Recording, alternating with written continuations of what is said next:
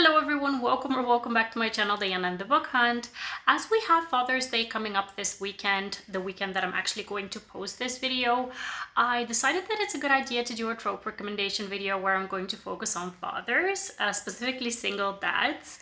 And what I saw actually is that quite a few of the booktubers that I follow have also posted a video that focuses on single dads as a trope in romance.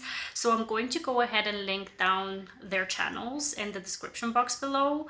We've got Jess from Peace Love Books, we've got Crystal from Crystal's Bookish Life, Sam from Sam Reads a Little, and if I'm not mistaken, Ava also posted a video from Ava Romance Reads, so I'm just going to post their channels down below so you can check out their recommendations as well.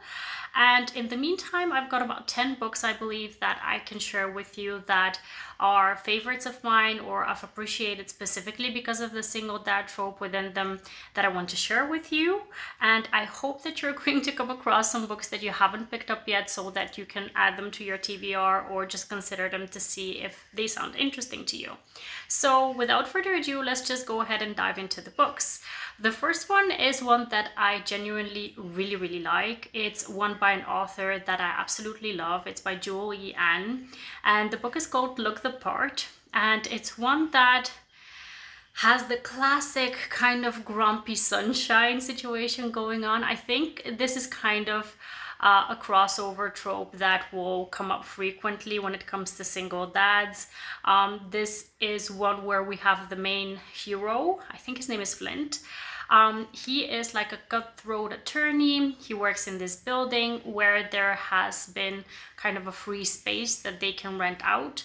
And this is where the heroine comes in. She is a musical therapist and she decides to rent this space where his office is also established. So they're going to be kind of neighbors at work.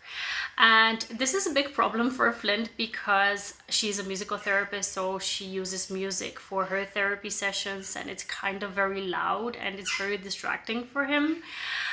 So they have a bit of animosity going on at the start of the book, but the good thing about his situation as a single dad is that he has a son who desperately needs to connect with someone, and he connects very well with the heroine. While the hero actually has difficulty with connecting to his own son, specifically because he's, I think, in kind of middle grade to teenage category as in age, if I'm not mistaken. So the dad is kind of clueless when it comes to his own son, and he kind of sees that he's connecting very well with the heroine, and this is a point of him starting to respect her for what she does. And I really love this book. I believe, if I'm not mistaken, because I really read it a while ago, I gave it 4.5 stars. And it's one where you have forced proximity, grumpy sunshine, the single dad trope, and I definitely recommend it. The next book I'm going to recommend is one that I just recently read, and the single dad trope is very prominent because it's also actually a nanny romance. The book is called Broken French by Natasha Boyd, and I have to say that I really love this book. This book centers on our heroine Josephine, who is an architect. And she works at this firm where she's not being appreciated. Her boss is a misogynist. He's being awful to her. And she's like, I cannot continue working here. So she quits. And her best friend actually has a nanny service for like high-end clients. And she's desperately needing someone to cover a nanny job for someone in France. And because Josie is kind of free, she doesn't have anything planned now that she has quit her job, and she still needs to reevaluate how she wants to continue with her job. She decides to take her best friend on the offer of going to this nannying gig, and she goes to France to spend the summer with this family where we have a single dad and a little girl. I think she's about 6 or 7 years old. And it turns out that this guy is freaking rich, you know, that he's like a billionaire rich, and he is going to spend the whole summer with his daughter on this yacht. And our heroine Josie, she really hates boats, but she kind of needs to suck it up and go on to this adventure with this family. And there is a lot going on because the hero, he actually saw Josie in a bit of a compromising situation without her actually knowing that that was happening. So there is immediately a very big attraction between the two, and a lot of animosity because of the situation that arose in the first place. But at the same time, Josie is not a pushover, so she's definitely standing her ground, and the little girl in the plot just loves her, so she's like begging her father to keep Josie on. And it's a bit of a slow burn. It's very much a summery read because it takes place in the south of France in these beautiful locations in the summer. So it's absolutely wonderful. And I just loved it. I really, really love this story, especially because we have the single dad who he has a very special relationship with his little girl because of what happened to her mother. I don't want to spoil anything about the plot in that regard, but he has a very special relationship with his daughter and he wants the best for her. So you definitely see how much he is willing to invest in his daughter being protected, safe, and being surrounded by the best possible people because he has the means to pay for that. So it's just wonderful to see, and I definitely recommend this one. Next up is a book that I recently reread, and it's actually a foodie romance as well. So if you like the foodie trope, this one is going to be up your alley. The book is called Nuts, and it's by Clayton, and it centers around a woman who is a personal chef, and because of a mishap that she has with one of her clients, she's out of a job, and her mother, who lives in this small town, she invites her over to take over the diner for the summer so that she can go like on a trip. So the heroine agrees, and she goes to this little town where she meets the hero, Leo, I think his name was. And he's actually a farmer there in this small town, but he has a very big ranch, a very big kind of production going on that ranch. And he is supplying her with local produce for the diner. The romance is between the two of them. And actually, he is a single dad, but he's kind of hiding it from her, and he has a very good reason to do so. So there is a bit of a secret, she's not a baby. I think she's like 6 or 7 years old as well, but there is a secret child in this plot, but it's done, I think, with a very well thought out of reason. And I really like this book because it focuses I think mostly on the foodie aspect and the fact that they have really amazing chemistry together, but the fact that he's trying to protect his daughter here in this situation as well just makes for a very good plot and for a very good understanding of how much he wants to be the best dad possible. So I really like this one as well. I think I gave it 4 stars, and I definitely recommend you pick it up if you haven't yet. Next up, we have a story where this book has been recommended left and right by everyone on BookTube in the past couple of months because it's a really good story. But I think mostly for other tropes, not specifically for the single dad trope. The book is Funny Feelings by Tarah DeWitt, and it centers on the heroine who is a stand-up comedian and her manager who used to be a stand-up comedian but now is managing her for a couple of years, and they're really good friends. He has a daughter who is deaf, so they're using sign language to communicate. This is the point where you see that the father's kind of dedication to his child goes above and beyond in this situation, because he kind of left his career behind to be able to take care of his child and their needs. I love that within this story, the child is actually a teenager, so we see a lot of interactions between herself, her dad, and also the heroine. And specifically because they've been friends for a long time, there is a very good established relationship already, so it's really endearing to see. And the romance is also really good because we have a fake dating scenario going on. We have friends to lovers and pining, a lot of pining in this book as well. So it's quite a good one. It's not a very long read, so if you can get your hands on the audiobook, you can fly through it. And yeah, it's a really, really good one, and I'm looking forward to reading more by this author because this one got my interest piqued and I definitely want to read more. The next one is a book that I also recently read. It just recently released. It's by Christina Lauren. It's their latest release, which is called The True Love Experiment. It's actually a follow-up to The Soulmate Equation that came out a year or two ago. And this is actually one of my favorite ones on this list because there's a lot going on that I love about this book, and there is a single dad in the story as well. We've got Fizzy and Connor. Fizzy is a writer. She's a romance writer, but she's kind of in a rut. And we've got Connor, who is a documentary filmmaker, and he very much loves the work that he does. But unfortunately for him, his production company wants to kind of branch out, and they want to go into the reality TV business. And they have asked him, they've kind of demanded from him that he takes over the job for their newest reality TV show that focuses on dating. And he's looking desperately for a very good candidate who can be like the bachelorette type of candidate. And he finds that in Fizzy. Now, the difficult part here is that he actually catches feelings for her as well as she for him, while she actually needs to date other people. And in the meantime, there's a lot of stakes for both of them within the situation, mostly for Connor because he's a single, he is a dad. He's not really a single dad because the mother is in the picture, but he has an amazing relationship with his ex.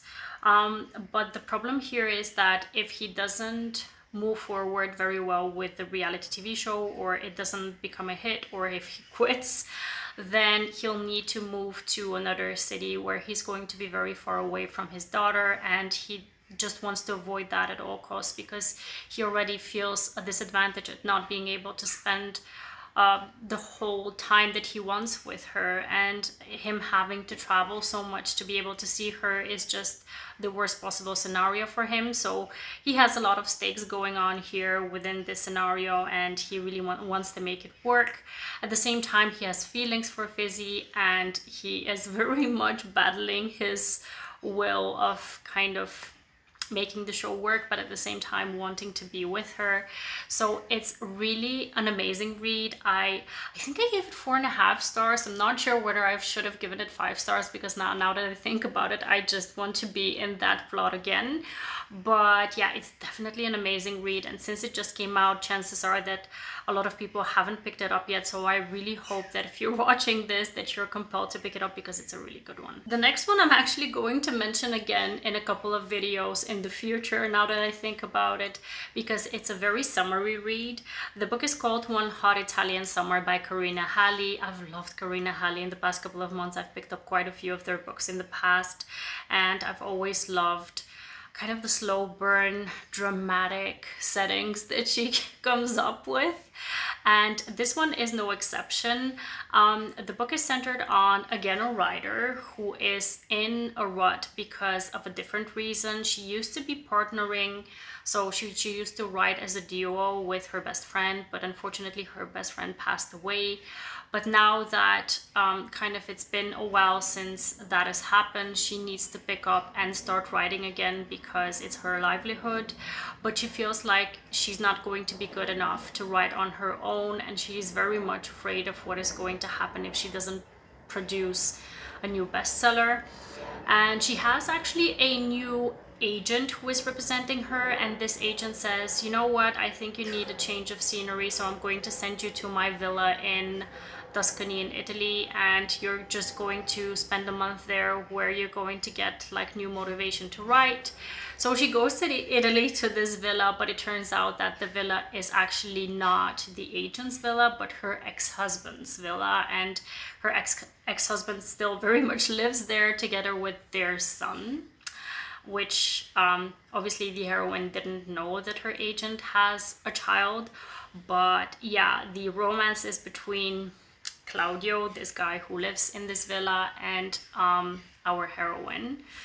And it's a very summery read, very atmospheric, very much set in Italy, so you can bet your ass that there's going to be a lot of good food, good scenery, amazing kind of accents even, and just you're compelled to want to be in that setting because of how it's described. And I really like this story. I definitely recommend it, especially because again we have a very protective dad, but a very kind of also an obsessed hero when it comes to the heroine. So it's a good one.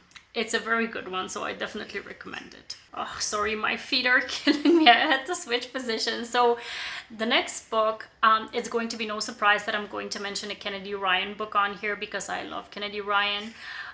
The book that really represents for me what an amazing father does for their child, and especially not only for their needs, but really to be present in their life, is present in the book Hookshot by Kennedy Ryan. This is part of her Hoop series. I think it's the third book. And I really read it a while ago, but I still very much remember that it was very emotional and kind of heart-wrenching, the situation that the hero was in, because he actually is, I think, an NBA player, and he was very much dedicated to his family, but his wife actually cheated on him, and she really did a number on him because she wants to be in the spotlight, she wants to be a celebrity. So she takes his child and moves them to New York, where she wants to participate in this kind of reality show, kind of like the Real Housewives show. And if he wants to see their child, he's going to have to actually move teams. So he really is taking a very big hit on his career making this move, but he's just willing to do anything to be close to his child. So he moves with them to New York, and this is where he meets the heroine Lotus, who was present in the first book, I believe, or the second book. I don't remember anymore in which book we encounter her first, but Lotus, she has a very kind of heavy backstory as well, but the two of them really work through both of their respective pasts and traumas. And really what centers this book, for at least what it represents for me, is how much a father can be dedicated to their child. I mean, can you imagine like really hating the person, what they did to you, your partner, like the person you agree to spend your life with, and they just do everything in their power to make you resent them, but you still kind of need to deal with them in order to still be able to see your child. That just breaks my heart for Keenan, and it was just such a special story, and I definitely recommend this one. I recommend any Kennedy Ryan story, honestly, but if you want to read about a single parent trope, this is the one to go with. So like I mentioned, a couple of the booktubers that I follow did a recommendation video that focuses on the single dad trope, and I did see that I believe Ava mentioned the book by Brittainy Cherry, The Gravity of Us, because that one is a very special one as well, because we have Brittainy Cherry, who writes such emotional books, right? And she has such a way with words. And in this book, we have the hero who turns out that he has a baby that he didn't know about. So there is kind of a secret baby trope going on. But I believe that Brittainy Cherry has done this trope justice in this situation. So even if you don't like this trope, I think you're going to enjoy this one. We have a situation where he has just lost his father. He has had a lot of trauma with his past, with his family. And during the funeral, we have the florist. Her name is Lucy, and she's the most sunshiny type of character that you can imagine. She is the one who is doing the floral arrangements for the funeral, and this is how they actually come across each other. And he's the grumpiest of grumps that you can imagine, and he has fair reason to be like that, but she is the type of person who really breaks down his walls little by little with the type of disposition that she has, like the sunshiny brightness of her character. And she is the one who really helps him with the baby. So yeah, it's no wonder that he's going to respect her and fall for her because of the way that she is and the way that she helps him through one of the most difficult situations that a person can come across in their life. So yeah, this is a very special story. I don't know, I think I'm very split within the Element series that this book is a part of. I'm very split between The Air He Breathes and this one, which one is my favorite actually, but this one is just very special. It's really special, and I believe that everyone who loves Brittainy Cherry needs to read this, because it's just such an emotional and beautifully written story. The last two books, honestly, I'm just going to gloss over because they're really, really popular and they're ones that I believe everyone has already read, but just on the off chance that you haven't picked them up, I'm just going to mention them real quick. The first one is All Roads Lead Here by Mariana Zapata. Mariana Zapata is the queen of slow burn romances, and this one is a very good one to even to start with if you haven't read any Mariana Zapata books before. The book centers on our hero Rhodes, who has a teenage son. And this son, unbeknownst to his father, he sublets their garage apartment to our heroine. And basically the father, he doesn't know, so Rhodes doesn't know that there's going to be a woman living in this apartment. And when he comes home one day and he sees her, he freaks out. And he kind of wants to kick her out, but then because he thinks that she's taking advantage somehow of their son's, you know, of his son's action. I don't know how to call it, but yeah, basically he takes pity on her and he lets her use the apartment anyway, and it's a romance between the two of them. At the same time, we have the heroine who used to live in a big city. She has a bit of a past with her ex, and then she kind of wants to go back to the small town where her mother went missing many years ago, and she kind of wants to reconcile with her past and what happened with her mother. So it's a very emotional one as well. It's a very much a slow burn, but really such a good slow burn. Like, you really see how well the connection is forged between the two, especially because he's really a grump and she's not exactly the type of sunshiny character that is, for example, Lucy in The Gravity of Us, but she's the kind of reasonable type of sunshine character, where I think we're seeing her sunshiny part more with the teenager than with Rhodes. But this makes for even a better story because we really see a connection forging between all of the characters that are centered in this book, and I really loved it. And then the last book I'm going to mention is obviously one that has blown up through all the roofs that you can imagine in the romance community. The book is called Heartless by Elsie Silver. And I think that a Daddy-cade is it's kind of almost like a coined, how do you say, a coined phrase now. Daddy-cade is like the best daddy that you can imagine because he's a cowboy. He is running this huge ranch where he's living together with his son, and during the summer he's going to have a very busy summer, so he's looking for a nanny for his son. So this is another nanny romance.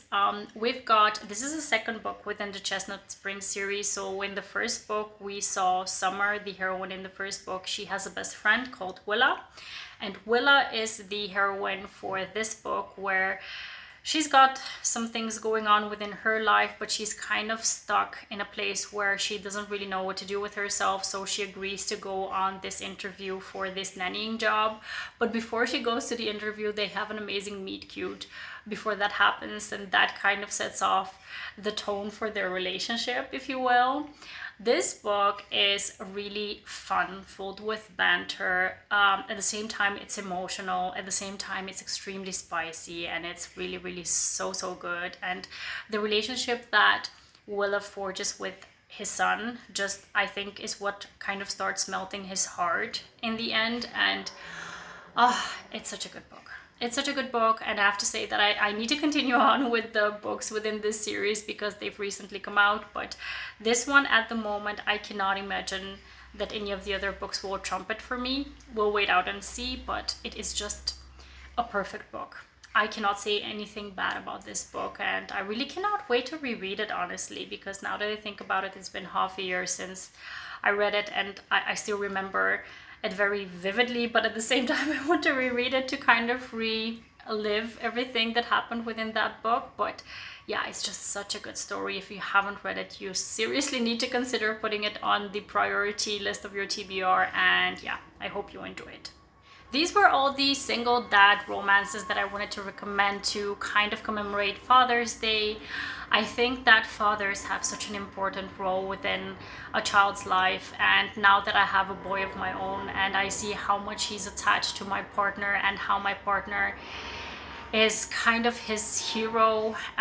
It's just so nice to see within romances when this is the same as well, where we see that the children are put as like a priority within their life, and how children look up to their parents, whether it be the mom or the dad. But with the dad, it's like a really special relationship. So I think it's important to have more daddies within romance, and not only single ones, by the way.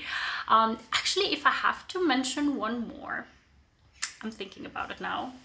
This one here, Before I Let Go by Kennedy Ryan, is also a very good one. He's not a single dad, kind of is. Within this situation, we've got a situation where the hero and heroine have split up. So they were married, they've gotten divorced, and both of them are co-parenting. So it's not really a single dad situation, but it's not really a couple situation either. But I think in this story, it's so important to show how important it is that even though you're co-parenting, that the kids shouldn't be put in a position where they need to pick sides, to have favorites, like, you know, I like it better with mom or dad.